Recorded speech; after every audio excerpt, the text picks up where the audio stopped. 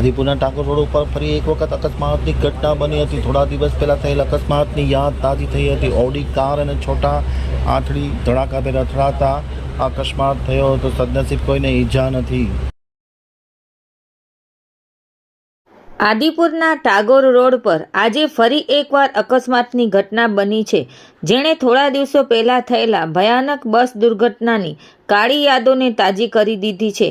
આજના અકસ્માતમાં એક ઓડી કાર અને એક છોટા હાથી અથડાયા હતા। પ્રાપ્ત માહિતી અનુસાર ઓડી કાર આદિપુરથી ગાંધીધામ તરફ જઈ રહી હતી। તે જ સમયે છોટા હાથી પેટ્રોલ પંપ પરથી પેટ્રોલ ભરાવીને રોડ ક્રોસ કરી રહ્યો હતો, ત્યારે અચાનક બંને વાહનો ધડાકાભેર અથડાયા હતા। સદનસીબે આ અકસ્માતમાં કોઈ જાનહાનિ થઈ નથી, જેથી સૌ કોઈએ રાહતનો શ્વાસ લીધો છે।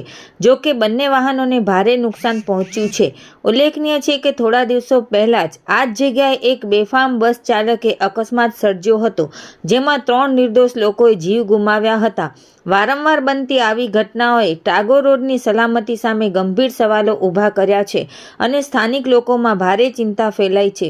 સ્થાનિકો હવે માંગ કરી રહ્યા છે કે તંત્ર દ્વારા ટાગોર રોડ પર વાહનોની ગતિને નિયંત્રિત કરવા અને સલામતીના પગલાં વધુ સઘન બનાવવા જોઈએ, જેથી ભવિષ્યમાં આવા દુઃખદ બનાવોને ટાળી શકાય। રિપોર્ટ ભારતી માખીજાણી, ગાંધીધામ।